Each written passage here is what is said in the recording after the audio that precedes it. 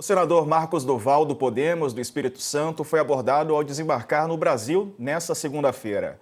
Ele foi informado que havia contra ele uma decisão do Supremo Tribunal Federal que o obrigava a colocar uma tornozeleira eletrônica diante de descumprimento de medidas cautelares. Quem tem mais informações ao vivo de Brasília é o repórter Matheus Coutinho. Atualiza para a gente, Matheus. Boa tarde para você.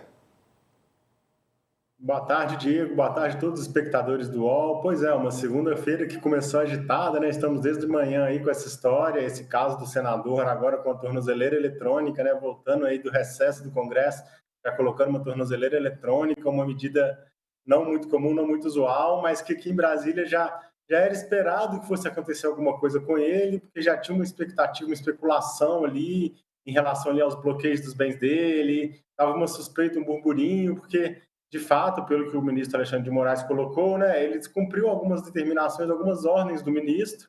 Ele nega, a defesa dele nega. Inclusive, a gente está aqui com o advogado dele, né, Diego? O advogado dele vai conversar com a gente hoje, para a gente poder entender melhor esse caso, saber da defesa, como que eles estão enxergando essa situação. Foi uma situação que chamou a atenção todo mundo hoje, né? Um senador da República agora de tornozeleira, com várias restrições e com as contas totalmente bloqueadas, conta bancária, Pix, cartão de crédito. É um caso bem incomum, né? Se pensar no Congresso brasileiro, um parlamentar nessas condições, né?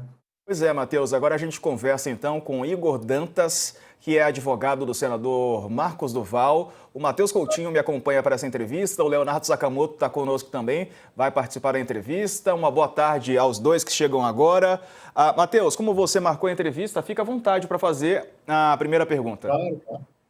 Pois é, primeiramente, né, doutor, boa tarde, agradeço a disponibilidade, estar aí hoje nesse dia agitado, um dia que imagino que não esteja faltando demandas aí para o senhor, mas eu queria logo de cara perguntar por que o seu cliente decidiu viajar para os Estados Unidos, sendo que, primeiro, já havia uma ordem de recolhimento de passaporte que ele não entregou, e segundo, que ele já havia pedido ao Supremo e ele viajou sem haver uma resposta oficial do Supremo. Ele não esperou a resposta do Supremo para poder viajar. Por que seu cliente fez isso? E o que esperar agora daqui para frente, né? Mas eu queria saber por que ele fez isso, por que ele tomou essa atitude de viajar de férias para a Disney, nesse momento, nessas condições. Boa tarde, Diego, Sakamoto, a todos que nos escutam, um prazer estar falando com vocês. Matheus, primeiramente é importante deixar muito claro que o senador Marcos Duval hoje não responde formalmente por nenhum processo, não foi denunciado formalmente por nenhum crime. Nunca existiu uma vedação ou uma proibição, a cautelar de proibição de se ausentar do país, decretado pelo ministro Alexandre de Moraes nos inquéritos que o senador Marcos Duval responde, seja no inquérito 4936, seja na PET 12346. O que acontece aqui, Matheus, no final do dia, é que, diante de não haver uma proibição expressa do senador Marcos Duval se ausentar do país e a defesa entendendo que a apreensão do passaporte isoladamente não tem força, não traz a discricionariedade necessária, os fundamentos necessários, como a motivação das decisões judiciais exigem, para que traga ao certo que existe ali uma proibição de se ausentar do país. O senador Marcos Duval entendeu, saiu para uma viagem em família, uma viagem de férias, comunicou à Polícia Federal, comunicou ao Senado, comunicamos nos autos, fizemos de fato um pedido por excesso de zelo, deixamos muito claro que não existia uma proibição expressa, até usamos como exemplo que se o destino do senador Marcos Duval não fosse a Disney e fosse Buenos Aires, por exemplo, não entraria dentro da fundamentação da cautelar de entrega dos passaportes, Doutor, bloqueio dos passaportes. desculpe Pois te não? interromper, eu só ia perguntar, já que houve esse zelo, como o senhor classifica, de fazer a pergunta, por que não esperar a resposta? Fizemos a pergunta, entramos com o pedido, 24 horas depois do pedido, houve uma decisão do ministro Alexandre de Moraes, e apenas no dia que houve, que o senador Marcos Duval esteve nos Estados Unidos, foi que a defesa foi intimada. Então, assim, a defesa foi intimada apenas quando o senador já estava nos Estados Unidos, e a decisão de sair do país é do senador. Certo. Sakamoto. Doutor, desculpe, boa tarde, antes de mais nada, obrigado aqui pela Claro. presença. mas eu não entendi, me perdoe, não entendi muito bem a resposta que o senhor deu para o meu colega, para o Diego, né? Porque ele perguntou por que não foi, não, por que não esperar? O senhor está dizendo então que na verdade esperou-se e o ministro Moraes falou uma coisa e depois deu outra decisão, reformou a Não, decisão, é isso? não foi isso. A defesa entrou com pedido no dia 15. No dia 16, houve uma decisão do ministro Alexandre de Moraes negando a autorização a viajar, e apenas no dia 24, quando o senador já estava nos Estados Unidos, que a defesa foi intimada. Ou seja, o senador, quando viajou, já tinha essa viagem previamente agendada com a família. Quando ele viajou, ele não tinha conhecimento da negativa do ministro Alexandre. Mas ele tinha conhecimento de que o questionamento havia sido feito e uma resposta não tinha sido obtida aí, neste caso. Será que não teria faltado, da parte do seu cliente, zelo? Aí é um ponto, Sakamoto, que eu não tenho condição de falar pelo senador Marcos Duval, eu tenho condição de falar pela defesa. De fato, não existia, o que a defesa consegue falar de forma categórica, que não existia uma proibição expressa, acautelar do artigo 320 do Código de Processo Penal, nunca foi aplicada nesse caso. Matheus. Doutor, mas então, seguindo um pouco essa sua linha aí de argumentação, só retomando que, né, e essa questão do passaporte, a própria primeira turma do STF chancelou, né, essa ordem aí de bloquear os passaportes, ele teria que ter entregue os passaportes. Por que ele não entregou esses passaportes? E assim, não só como uma afronta, você primeiro não entrega o passaporte, sendo que havia uma ordem expressa chancelada pela turma do Supremo, a gente está falando de 5 ministros do Supremo, né, querendo ou não, são 5 ministros ali que compõem a turma. Por que ele não entregou? E por que, então, ainda assim decidir viajar? Isso não soa como uma afronta? Como que o senhor pretende defender seu cliente disso, assim, até perante os demais ministros do Supremo? Quando houve a busca e apreensão especificamente para o passaporte, isso lá em Vitória, em agosto do ano passado, o senador não estava portando os documentos naquela ocasião. O senador deixou muito claro que os documentos estavam em Brasília e que estava à disposição. Ocorre que os documentos, os passaportes sempre estiveram à disposição da Polícia Federal em Brasília. Mas se estava à disposição, por que não entregou? O que será? Não faz sentido, né? Assim, está à disposição, mas o que é estar à disposição? Por que não se cumpriu a ordem lá naquele momento? Até para evitar eventuais problemas depois, né? É um ponto, tem que entender também, Matheus, que é um senador democraticamente eleito, é um senador que entende e já se posicionou em diversas oportunidades que é uma decisão ilegal. De fato, o que não está sendo discutido aqui é o porquê da apreensão desses passaportes de forma isolada, sem a proibição expressa de se ausentar do país. Então, assim, o senador Marcos Duval, ele sempre entendeu, já deixou muito claro em outras oportunidades, que a decisão era ilegal. Ele deixou à disposição da justiça, deixou muito claro que estava, se a Polícia Federal quisesse pegar, poderia pegar na sua residência, poderia pegar na sua posse. Ele apenas não foi voluntariamente entregar os seus passaportes. Então, somente. O senador ele tem feito, usado as redes sociais, ou estava usando as redes sociais para confrontar os ministros, né? Colocando isso em perspectiva e trazendo o que o Matheus falou, que seria uma afronta. Essa série de comportamentos, né, não pode complicar a situação do senador, na tua avaliação como um advogado de defesa? Diego, os posicionamentos que principalmente a nossa defesa faz é do que está sendo construído dentro dos autos. Tá? Essa conjuntura de que pode ser uma afronta ou do que não seria uma afronta, enfim, não cabe à defesa dar qualquer conclusão ou qualquer perspectiva, a gente se manifesta pelo que tem nos autos. E dentro do que tem nos autos, o que eu posso falar hoje é que a decisão de hoje, um ponto específico da decisão de hoje, não está sendo comentada, não está sendo tratada, que é a asfixia financeira do senador.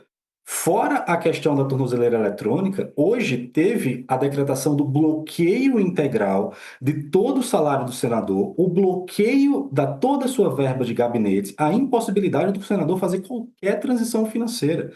E a questão da defesa é como isso se mostra minimamente justificável. Esse é o grande ponto, e eu entendo que os desdobramentos estão se pautando tudo em cima do passaporte, da não entrega do passaporte, mas houveram determinação de uma série de cautelares para o senador que está sendo investigado há 2 anos, com o inquérito relatado há 2 anos, sem indiciamento de nenhum crime, uma PET que foi autuada, a PET 12.404, com base em opiniões que o senador deu em críticas a autoridades públicas, e tem essas cautelares que é uma verdadeira asfixia financeira, e não só asfixia financeira, o bloqueio das redes sociais, e também agora a sua liberdade reduzida, cerceada, né? Pelo menos de forma parcial. Isso é o Doutor, que mas preocupa mais a defesa. Doutor, desculpe, aproveitando esse ponto aqui, a nota que vocês divulgaram com relação às medidas tomadas contra o senador, afirmam que vocês esperam que o Senado Federal tome medidas, né, para proteger o senador nesse sentido, principalmente da questão da asfixia financeira. Que medidas vocês esperam do Senado Federal? O Senado Federal pode levar a plenário, através da CCJ, levando em consideração, Sakamoto, que todas essas medidas, seja asfixias financeiras, seja o bloqueio de verba de gabinete, impede, não só viola as prerrogativas como senador, mas impede o próprio exercício do seu mandato. Essa é a grande questão. Inclusive, já teve um grupo de senadores hoje que já soltou uma nota cobrando posicionamento do presidente do Senado, Davi Alcolumbre. Então, esse é o posicionamento que a defesa espera do Senado. Mais um ponto, porque na decisão, né, o ministro fala que, pelo menos em relação à tornozeleira, caberia apenas ao Supremo comunicar, né? Nesse momento, em tese, não teria nada que o Senado possa fazer, né? Como que a defesa vê isso? Como vocês pretendem recorrer dessa situação? E, enfim, é isso. Como vocês pretendem agir daqui para frente, né? É só uma resposta política? Vocês pretendem entrar com algum recurso jurídico? Como vocês estão vendo essa situação? Bem, Matheus, o que pode ser feito dentro do devido processo legal, dentro das hipóteses previstas, seja no regimento interno do Supremo, seja nas hipóteses recursais previstos na nossa legislação, a defesa vai adotar, seja com agravos regimentais, sejam com embargos. Em relação se o posicionamento do ministro Alexandre, a fundamentação do ministro Alexandre, que ele não precisa, ele tão somente precisaria comunicar ao Senado, bem, discordamos. Entendemos que tal medida deveria ser chancelada pelo Senado. É a posição que a defesa vem adotando, inclusive em todos os recursos. Entendemos que existe, em algumas situações, a usurpação da competência do Senado Federal nas matérias que atingem a prerrogativa do senador. Então, a defesa vai, com tudo que estiver ao nosso alcance, seja nos agravos, seja nos embargos, se manifestar nos autos para tentar reverter a situação, mas acreditamos que, pelo menos a curto prazo, tão somente o Senado Federal poderá trazer um cenário diferente à situação atual do senador. Agora, doutor, sobre a asfixia, diga lá, Matheus, vai lá, depois eu faço. Eu só queria aproveitar esse ponto que você mencionou, né, aguardando essa manifestação do Senado, mas assim, relembrando, né, o seu cliente, o senador Marcos Duval, ele está sendo investigado por fazer uma campanha CEPET que você mencionou mais cedo, a 12404. Né, o UOL até deu matéria disso há um tempo atrás já. É uma campanha de difamação, de ataques a delegados, a investigadores da Polícia Federal, como uma campanha nas redes sociais, em alguns momentos bem agressivas até, né? E assim, e ao mesmo tempo que ele faz isso, ele não entrega o passaporte quando a PF vai fazer aquela primeira busca no ano passado, ele seguiu postando algumas coisas, até o ministro Alexandre citou na decisão, né, que mandou botar a tornozeleira, que quando teve bloqueio, ele chegou a postar uma imagem de uma geladeira vazia, depois ele chegou até a acampar no Senado Federal, aí agora ele passa férias na Disney, como se nada tivesse acontecendo. Como que ele espera, assim, até para conseguir apoio político, tanto, né, do ponto de vista jurídico quanto político, não complica a situação dele? Como o senhor vê, assim, não prejudica a defesa agir dessa forma? Bem, assim, em relação aos movimentos políticos do senador, eu não posso falar pelo senador, não sei quais serão os próximos passos internamente com seus pares, eu não tenho condição de falar por ele. O que eu tenho como falar pela defesa, Matheus, que a defesa, basicamente, e eu acho que é muito importante esse ponto que eu vou falar agora, é que a defesa nunca teve o contraditório dentro de todos esses inquéritos do que o senador é investigado, enfim, seja no inquérito 4936 ou na PET 12404, porque nunca houve denúncia. Então, assim, a atuação da defesa aqui é muito limitado dentro do inquérito. Então, assim, se vai prejudicar, se não vai prejudicar, não cabe à defesa estar fazendo críticas ou pontuar qualquer que vai ser a posição ou o vídeo que é circulado pelo senador, ou a forma que ele tem como de se manifestar com sua base eleitoral. Eu acho que não cabe à defesa fazer esses apontamentos. O que eu me reservo, Matheus, a dizer aqui é que a defesa ela segue extremamente limitada. Dentro dessas investigações, não existe o devido exercício do direito do contraditório. Enquanto não houver uma denúncia formal, e nesse caso, no principal caso, no inquérito 4936, que está há 2 anos relatado, sem nunca ter sido indiciado por nenhum crime, o relatório da Polícia Federal não indicia o senador em nenhum crime. A defesa fica vendo procedimentos encherem de cautelares e o desfecho do inquérito nunca acontecer.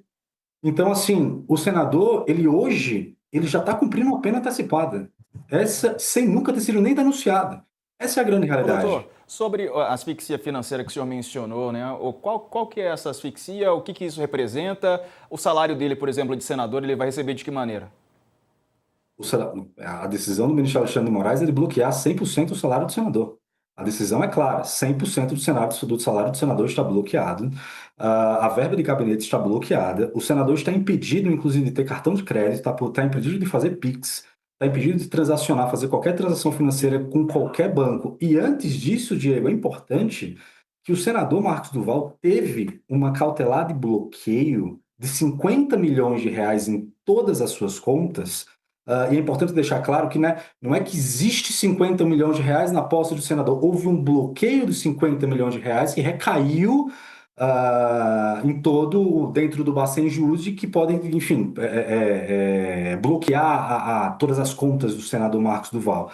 E esse bloqueio dos 50 milhões de reais já estava se pautando como uma asfixia. Esse valor nunca foi justificado nos autos, ele nunca existiu nos autos.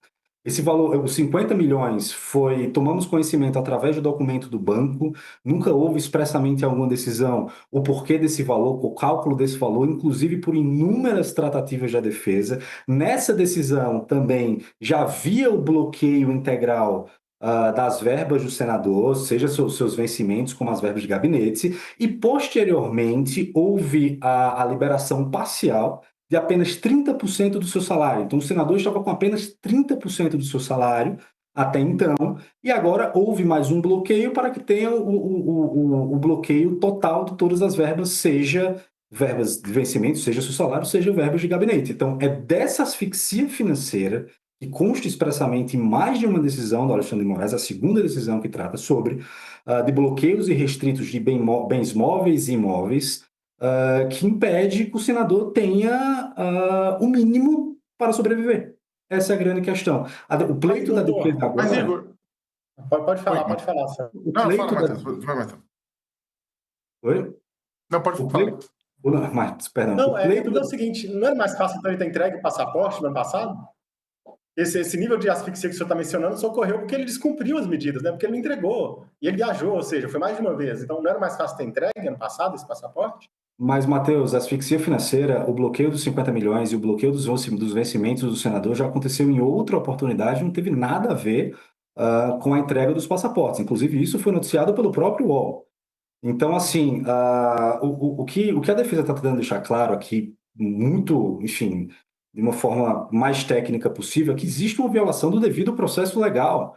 O grande ponto é, não é porque o senador não entregou o passaporte que isso seja motivo suficiente para todas essas medidas extremamente gravosas contra o senador. Como que isso pode ser minimamente dentro dos princípios da razoabilidade, que, em razão de, se não existe uma proibição expressa de se ausentar do país, o senador não entregou seu passaporte, se houvesse comunicação do Supremo para a Polícia Federal, enfim, para os órgãos da alfândega, quando o senador tentasse sair do país, ele não iria conseguir, retornaria para sua casa. Enfim, o senador saiu do país pelas vias legais, saiu pelas vias formais. Então, assim, avisou quando foi sair, avisou quando foi entrar. Então, assim, quando foi voltar. Então, o grande ponto que a defesa traz é que existe uma desproporção completamente, não existe proporcionalidade alguma na atitude do senador não entregar um passaporte e ter uma asfixia financeira acumulada a uma tornozeleira eletrônica sem nenhuma perspectiva de desfecho das suas investigações, que inclusive já foram relatadas há 2 anos. Esse é o grande ponto da defesa, é uma violação do devido processo legal. É apenas isso. O que a defesa Igor, deixa eu quer... fazer uma pergunta.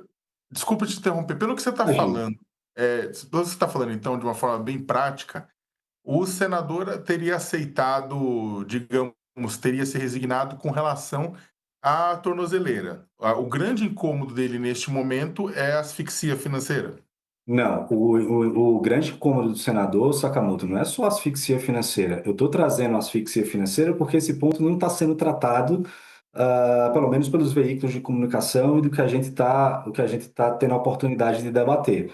O senador está resignado, está, enfim, trazendo todas as críticas possíveis às cautelares de forma geral que estão sendo aplicadas contra ele há 2 anos. Não é que um senador da República democraticamente eleito está tendo reiteradas cautelares há 2 anos sem que haja uma denúncia formal por qualquer crime. Até hoje, Igor, desculpa te interromper novamente. Eu sei que, tipo, inclusive você está, acho que faz parte do seu trabalho, você está garantindo a melhor defesa para o seu cliente. Isso não tenho dúvida nenhuma, né? Em todo esse processo. É que o que acontece, acho que eu falo de certa forma também pelo próprio Diego, pelo próprio Matheus, pelos colegas que acompanham o caso, é que, e aí, sem entrar em detalhes sobre situações e comportamentos anteriores do senador, mas é que também você há de concordar que o senador, nos últimos 2 anos, nesse período, ele também acabou sendo envolvido por uma série de coisas. Tanto é que há investigações, né? Você mesmo colocou, não há nenhuma denúncia contra ele, é claro, mas há investigações porque ele acabou sendo envolvido em um monte de coisas que são graves, né? Inclusive toda aquela discussão lá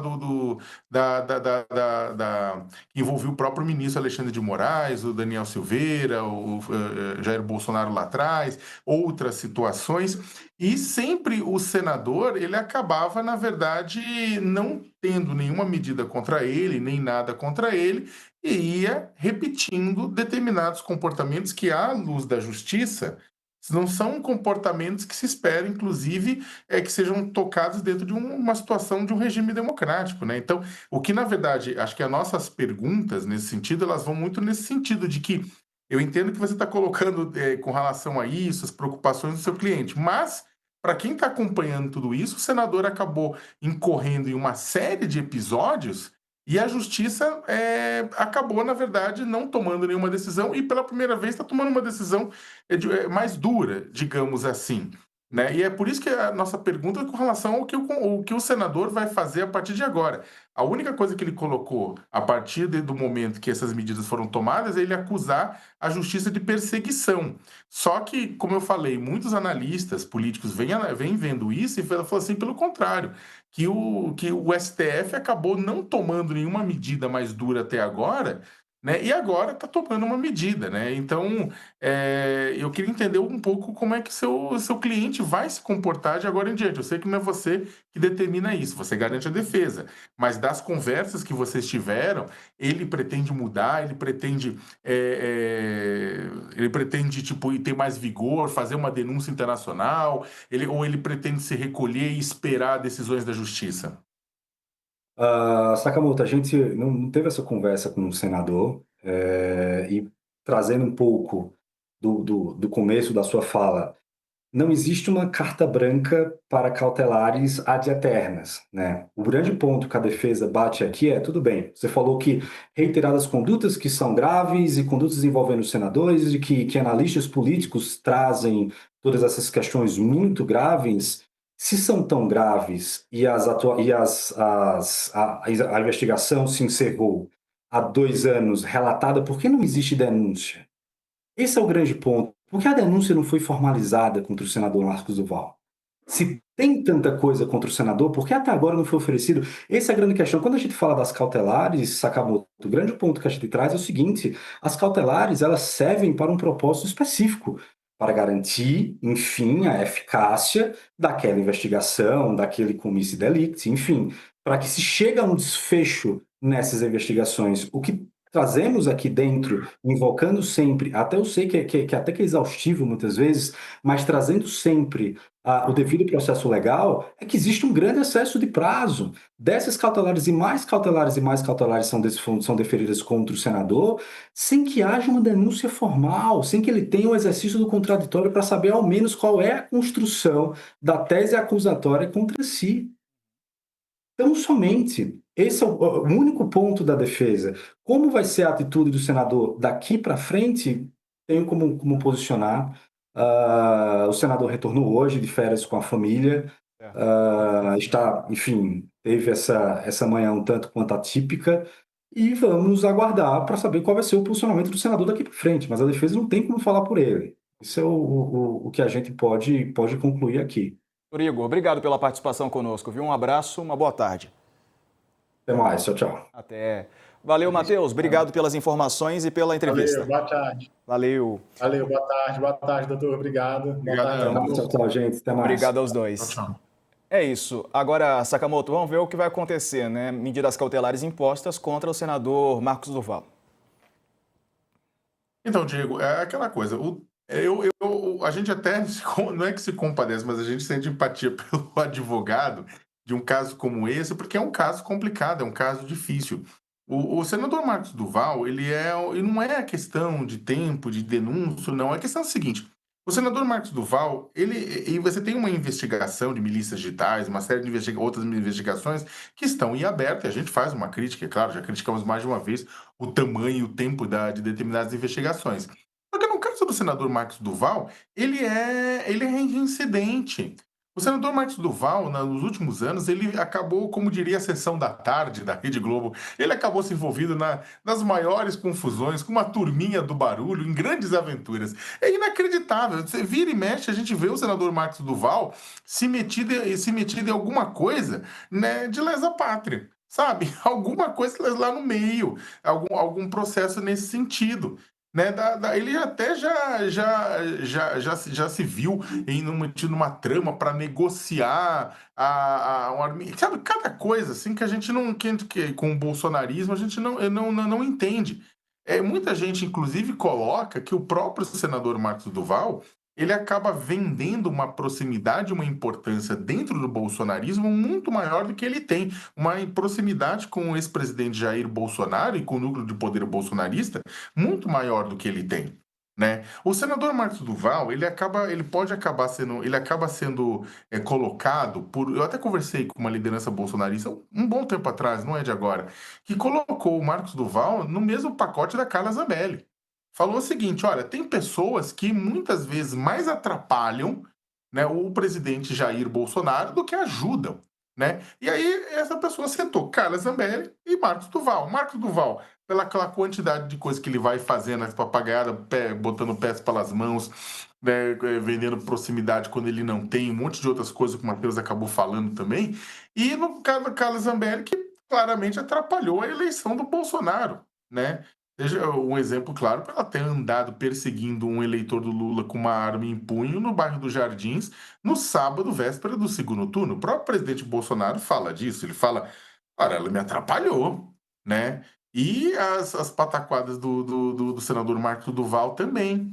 Né? Então, quando Carla Zambelli, quando os Marcos Duval gritam a plenos pulmões dizendo que são perseguidos, eles são, mas eles são perseguidos pela própria burrice.